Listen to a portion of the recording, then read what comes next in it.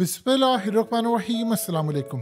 अजीबोगरीब मामला हुआ है कि एक तरफ हमास ने इजराइल पर हमले शुरू किए हुए हैं, दूसरी तरफ इजराइल डर रहा है, उनका टैंक उनके हाथ से निकल गया है, बिल्डोजर उनके तबाह हो गए हैं।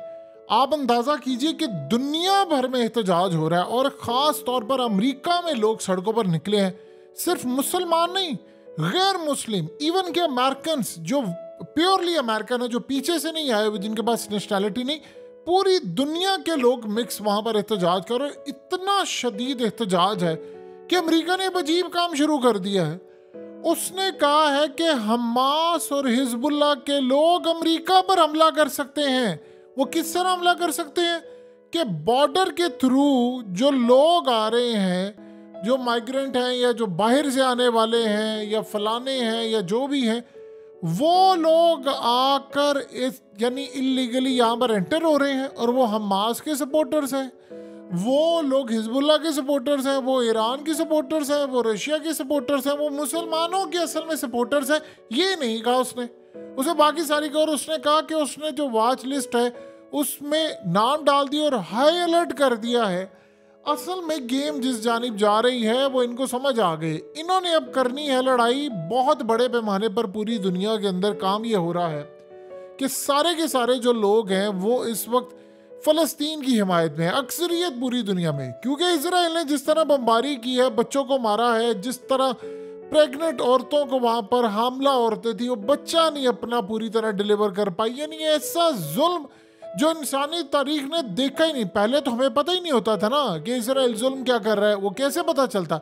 मीडिया इनका था, मीडिया CNN BBC सारी चीज़ें इनकी थी। ये जो चलाते थे दुनिया वही सुनती, दुनिया कहती थी ये सच है। अब सोशल मीडिया का तो इन्होंने कहा कि जी वहाँ पर बच्चों के साथ ये किया, फलाना की खबर ही जाली निकली। फिर उन्होंने कहा जी ये हमला किया, वो किया, यानी अस्पताल के ऊपर मारने की बात हुई, वो पता चला कि इसराइल ने मारा। तो अब वो कर क्या रहे हैं? पूरी दुनिया में हो रहा है एहतजाज। अब उसको वो जोड़े हमास के साथ। फ़लस्तीन की हिमायत का मतलब ये नहीं है कि आप हमास की हिमायत करें, उसका ये मतलब है कि आप इसराइल की मजम्मत कर रहे हैं। क्योंकि देखिए अस्पतालों में फ्यूल खत्म हो गया है, अस्पतालों में दवाइयाँ नहीं है, खाना नहीं है, पानी नहीं है। आपको पता है डिहाइड्रेशन की वजह से उनको जो दर्द निकल रही है, उनकी किडनीज खराब होना शुरू हो गई हैं। और इस सारी सूरत हाल के अंदर जो अजीबोगरीब मामला है वो कुछ इस तरह से सामने आया है कि इन्होंने कहा है कि जी असल में कुछ हो सकता है। अब कोई एक जाली हमला करवा दें किसी जगह के ऊपर भी, और उसके बाद कह दें जी देखिए जी उसके हमायतियों ने बदला ले लिया है, अब जो भी निकलेगा फ़लस्तीन के हक में हम उसको कंसीडर करेंगे कि ये लोग असल में हमास के हक में निकले हैं। जिस तरह मिसाल के तौर पर ये लोग करते क्या है? ये लोग करते ये हैं कि इन लोगों ने असल में दुनिया मीडिया को कह रहे हैं कि आप ये मत कहें कि इसराइल वर्सेस फ़लस्तीन है, इसको इसराइल बमुकाबला हमास बताएं, ताकि अगर किसी की हमदर्दी हो तो जो चेहरा सामने है वो ये है कि जी हमास मिसाइल मार रहा है, हमास वाले ये कर रहे हैं, वो कर रहे हैं। यानी ये इस तरह की सूरत हाल है कि जो उनके ड्रोन्स है वो आम फ़लस्तीनियों की बात ना करें, लेकिन वो सारी फेल हो गए। आप कितनी देर तक लोगों को पागल बना सकते हैं? सारा टाइम तो नहीं पागल बना सकते। तो उन्होंने एक नया काम शुरू कर दिया है। यानी उन्होंने कहा कि बॉर्डर से बाहर से इलीगल लोग यहाँ पर आते हैं और वो आकर ये काम करते हैं। अब कौन आने वाले हैं आप बताइए? मैक्सिको से ही आना है ना लोगों ने, तो मैक्सिको से आने वाले लोग तो क्रिश्चियंस हैं, तो वो कैसे हो गए? असल में टारगेट अब करना है इस्लाम को, मुसलमानों को, और हर उस शख्स को जिसको ये कह रहे हैं कि असल में देखिए हमास की हमदर्दी नहीं बढ़ी है, हमदर्दी फ़लस्तीनियों की बढ़ी है। और दुनिया के अंदर लोग सिर्फ आपको पता है, लोग हिस्ट्री पढ़ रहे हैं पूरी दुनिया में कि लड़ाई कैसे शुरू हुई। उनको पता चला कि लैंड था फ़लस्तीन का, ये कहते थे हमने वहाँ पर जाना है, तो ये उधर गए, उन्होंने उधर जाके कब्जा करके उन्हीं को फारिग कर दिया। तो ये जो कहानी इस वक्त शुरू हुई है, ये जो लोग कह रहे हैं या ऐसा करना है या वैसा करना है, ये तो बड़ी भयानक स्टोरी है। यानी वो कह रहे हैं कि हमने इनके अंदर यानी आप देखिए ईसाई हैं, वो चाह ये रहे हैं कि कोई बंदा फ़लस्तीन की हिमायत ना करे, तो उससे लॉ बना दिया जाए। कल को कुछ चीज़ ऐसी कर लें, चाहे कोई जाली हमला हो जाए किसी भी जगह पर, नाम वो लगा दें इनका, और उसके बाद कह दें कि जी आज के बाद कोई इनकी सपोर्ट में बोला तो उसको जेल में हम भेजेंगे या फिर उसको डिपोर्ट कर देंगे, उसको उसके मुल्क वापस भेज देंगे या जेल में डाल देंगे या लॉस बना देंगे। ये अब ये काम कर रहे हैं। अब आप जरा अंदाजा कर लें कि उधर अमेरिका कह रहा है इसराइल को कि तुम ऑपरेशन ना करना। वो कह रहे नहीं जी मैंने तो ऑपरेशन करना है। वो कहते हैं कि चाहे मेरी तरह से 55 लाख बंदे मर जाए, हमें कोई परवाह नहीं है। उधर आप देखिए कि इस वक्त ईरान के अंदर उनके जर्नैलों ने कह दिया है कि हम तो मिसाइल दागने जा रहे हैं, अल-फतेह मिसाइल और फिलहाल ने कहा जी हमने तो हाइफा के ऊपर मिसाइल दागना है। अब ईरान से असल में लड़ाई करनी है। अमेरिका ने अपने 3 एयरक्राफ्ट कैरियर रवाना किए हैं, यानी 500 जहाज आपने उड़ाने हैं। किस मकसद के लिए? आप तभी इतनी बड़ी जंग लेकर जाते हैं जब आपको पता होता है कि आप वर्ल्ड वॉर लड़ने जा रहे हैं, तीसरी जंग अज़ीम। आप ये देखें कि ईरान के प्रेसिडेंट से मुलाकात करने के लिए पुतिन ने फॉरेन मिनिस्टर को भेजा है, क्योंकि फोनों पर ये बातें नहीं होती, वो सारी आपको पता है रिकॉर्ड हो जाती हैं और आजकल एजेंसियां कर क्या रही होती हैं। तो उन्होंने भेजा है उनको, उन्हें क्या जाकर बातचीत करो। उनको पैगाम देकर आए हैं कि आप लोग बेफिक्र हो जाएं, ईरान की बैक पर खड़ा हुआ है रूस। आप जितनी मर्जी बड़ी लड़ाई करेंगे इजराइल के खिलाफ, अमेरिका के खिलाफ, जो भी, हम आपको असला भी देंगे, पैसा भी होगा, रूट भी होगा, शाम के अंदर हमारी मिलिट्री बेसिस भी आप इस्तेमाल करें, जो आपका दिल करता करें। हम इस जंग के अंदर आपके साथ खड़े हैं, फ़लस्तीन के साथ खड़े हैं और हम इजराइल को ये नाजायज़ ये काम करने नहीं देंगे। और उसके साथ उन्होंने अपने ग्रैंड प्लान भी शेयर किया। अब आप देखिए कि तुर्की के फॉरेन मिनिस्टर भी पहुंचे हैं, उन्होंने भी मुलाकात की है, क्योंकि इस वक्त जो बैठक चल रही है सबकी, सबका सब जो रुख है वो ईरान की तरफ है। हैरानकुन बात यह है कि हम अभी तक नहीं पहुंचे वहां पर, क्योंकि देखिए 2 चीजें ज़हन में रखिएगा।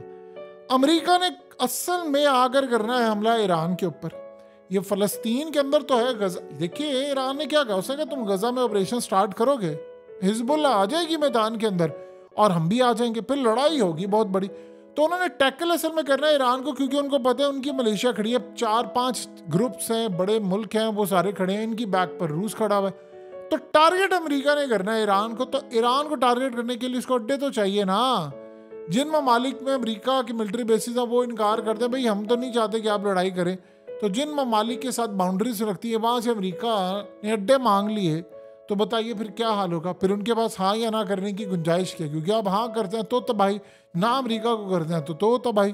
तो इस सारी सूरत हाल में आप ना करते हैं तो इसका मतलब आप चाइना के साथ खड़े होंगे, ये रशिया के साथ, तो फिर पॉलिसी क्या है। तो ये असल में सूरत हाल इस वक्त बड़ी भयानक हो रही है। अमेरिका असल में एक बड़ा उसके हाथ से चीज़ें निकल रही हैं, पूरी दुनिया में लोग सड़कों पर निकले हुए हैं, लोग फ़लस्तीन के हक में करे। वो कह रहे हैं जी इसराइल को मसला क्या है, किस मकसद के लिए। अगर इसराइल को कोई ज़रूरत थी तो वो अमेरिका की लैंड पे चला जाता। कनाडा के पास इतना लैंड पड़ा हुआ है, जाकर आबाद करा देना। अमेरिका के पास इतना लैंड है कि इसराइल जैसे कई मुल्क वहाँ पर समा जाए, उनमें से किसी एक जगह पर जाकर इन सबको शिफ्ट कर देना वहाँ पर। वैसे भी तो बहुत सारे रहते हैं वहाँ पर अमेरिका के अंदर इनके लोग, तो वहाँ पर चले जाएं आप। और भाई तुम लोगों ने इसीलिए करना था क्योंकि तुम्हारी वो, तुम लोग कहते पेशन को है हमारी, हमने यहाँ से हुकूमत करनी है, हमारा मसीहा आना है, हमने इस हेडक्वार्टर को बनाकर पूरी दुनिया पर राज करना है। ये खैर और बातिल की जंग है। तुम कहते हो तुम खैर पर हो, हक पर हो। ये हक और बातिल की जो जंग है, सबको पता है कि हक कहाँ पर है, बातिल कहाँ पर है। अब अमेरिका ने शोशा छोड़ दिया कि भाई वहाँ से जो बॉर्डर से लोग क्रॉस करके आते हैं तो वो जी आकर वहाँ पर ये काम करेंगे तो उनके हमायती। अब आप सोचिए ज़रा कि वो मुसलमानों को असल में वो टारगेट करने जा रहे हैं कि जी वो वहाँ पर आकर हमारे साथ कुछ कर सकते हैं, फलाना कर सकते हैं। इनके लिए 2 नंबर काम, ये जाली काम कराना कौन सा बड़ी बात है। करके तो नाम किसी का भी लगाते। ये तो आज देखिए एजेंसियां और फौज जो है वो इनका एक काम ही होता है। जिस तरह अमेरिका की फौज और एजेंसियां हमेशा से यही काम करती आ रही हैं, उनका काम ही यही होता है कि सारी जिंदगी अफगानिस्तान में अपने ही बंदों के ऊपर टपका दिया। और आप देख लें कि इसराइल की फौज और एजेंसियों ने भी ये काम किया। हमास ने हमला किया था, इनसे पूछे ना तुम्हारी एजेंसियां क्या झक मार रही थी, तुम्हारा जो स्कैनिंग रेडार है या वो सारा सिस्टम है या मॉनिटर करने वाला जो है वो कर क्या रहा था। तुम्हारे पास एडवांस वार्निंग जो सिस्टम है, अर्ली वार्निंग जो सिस्टम है, अबैक्स हैं, वो कर क्या रहे हैं सारे, वो किस मकसद के लिए थे। वो उड़ते हुए आ रहे हैं, तुम झक मारे, तुम्हें पता ही नहीं। तो ये असल में जो सूरत हाल इस वक्त पैदा हो रही है उसको आप ज़रा अच्छी तरह समझ लें कि इस स्ट्रेटजी के तहत वो अगले मरहले पर क्या करेंगे और क्या करना चाहते हैं। देखिए मामलात कुछ इस तरह से चल रहे हैं इस वक्त कि अमेरिका ने इस जंग को लेकर जाना है ईरान तक। ये असल में मोटो ही ये है, ईरान तक लेकर जाना है। उन्होंने बार बार कहा है, और इसराइल को भी वो मना कर रहे हैं कि हिजबुल्लाह से भी लड़ाई ना करें, ये बड़ी ख़तरनाक तंजीम है। लेकर उन्होंने उधर तक जाना है, लड़ाई का मामला भी उधर तक की जाएगा। लेकिन इस सारी सूरत हाल के अंदर उनके पास ऑप्शंस क्या है, क्योंकि उनको पता है ऑलरेडी, उन्होंने कहा है कि अमेरिका की फौज पर, उनके लोगों पर शाम से, इराक से और दीगर जगहों से हमले हो सकते हैं। क्योंकि हम इस जंग में कूदे तो ये इजराइल की जंग कम बन जाएगी, हमारी बन जाएगी। क्योंकि अभी आप ये देखिए, अमेरिका यहाँ पर जब ऑफिशियली लड़ना शुरू हो जाएगा तो जहाँ पर उसके अड्डे हैं, उसके जाहिर बात है उन्होंने कहा दी हमारे कंसर्न है, हमें वहाँ पर हमलों का खदशा होता है। तो इस सारी सूरत हाल में उन्होंने कहा ये जंग इजराइल की बदल के अमेरिका की जंग ना बदल जाए मुसलमानों के खिलाफ, और ये हालात हमारे लिए ख़राब ना हो जाए। अब वो उन्होंने इसका शोशा छोड़ दिया कि जी उसके लिए अमेरिका के अंदर से भी हमारे लिए मसले पैदा हो सकते हैं, बॉर्डर से भी लोग आ सकते हैं और वो आकर हमारे लिए बड़ी तबाही का बाइस बन सकते हैं। आप अंदाज़ा कर लें कि इनकी प्लानिंग क्या है। ये जो एयरक्राफ्ट कैरियर होते हैं इसके ऊपर कई कई 100 जहाज़ आ जाते हैं, और यहाँ पर जहाज़ लाने का मतलब है कि आप एक बड़ी लंबी जंग करने जा रहे हैं। और सबसे बढ़कर बात यह है, जो समझने वाली बात है, कि अमेरिका की फ़ौज के अंदर भी लोग जो है वो बददिल हैं। वो कहते हैं कि नहीं, हमने इस लेवल की जंग नहीं लड़नी। एक बेमकसद जंग वो अफगानिस्तान में 25 साल गुजार कर आ चुके हैं तकरीबन। यानी अगर हम उसको कहें तो 22 साल उन्होंने वहाँ पर जंग लड़ी है, और 3 साल उन्होंने खित्ते के अंदर सारी ट्रेनिंग करने में और खित्ते के अंदर मॉनिटरिंग करने में, अभी भी जो रह रहे हैं वो उसमें गुजार दिए। तो 22 साल अफगानिस्तान की जंग खित्ते के अंदर पूरा प्लान करने में उनके फौज गई, उनके सारे लोग गए, वो खित्ते को मॉनिटर करते रहे, फिजिबिलिटी बनाते रहे। तो आज आप देख लें कि वो बेमकसद जंग नहीं लड़ना चाहते, लेकिन इस सारी सूरत हाल के अंदर इन्होंने तो प्लान करके रखा हुआ है कि नहीं वो जंग तो होनी है और बहुत बड़ी होनी है। अब असल में शाम के अंदर जो ख़ास तौर पर याद रखिएगा, रूस की मिलिट्री बेस है, उसको ईरान के यानी यूज़ में लाया जा रहा है। तो ये बात इजराइल को खटक रही है कि वहाँ से ये आता है तो हम पर हमले होते हैं, क्योंकि वो शाम के अंदर इनकी जो चीज़ें हैं उन पर हमला वो कर रहे हैं कि यहाँ से वो ईरान सप्लाई ना कर सके। लेकिन रूस खड़ा हुआ है, और रूस ने ही बशार अल असद की हुकूमत बचाई थी, और बशार अल असद को अरब ममालिक के साथ उनके ताल्लुकात बेहतर करवा कर उनकी सुलह करवाई है।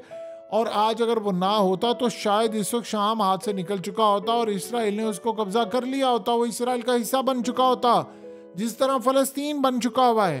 तो ये सारी की सारी जो सूरत हाल है, वो अमेरिका एक बहुत बड़ा ग्रैंड प्लान बनाकर बैठा हुआ है। आप ये देखिए कि उन्होंने एक अजीबोगरीब बात की है अमेरिका ने।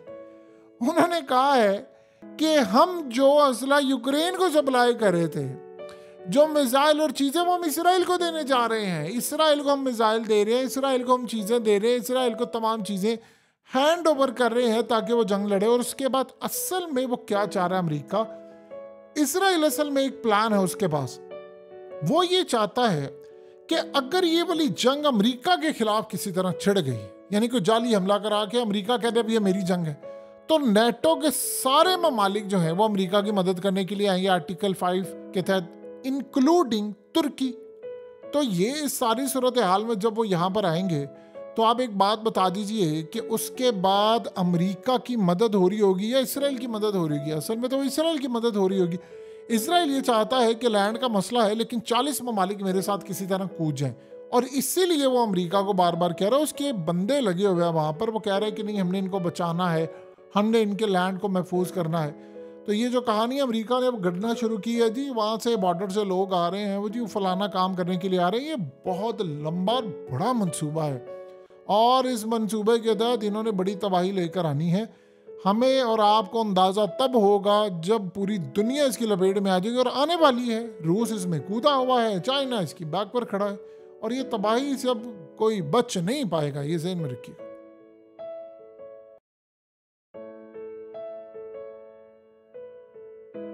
हकीकत टीवी को सब्सक्राइब करना मत भूलें, वीडियो को लाइक करें, शेयर करें, और कमेंट सेक्शन में अपनी राय का इजहार ज़रूर करें।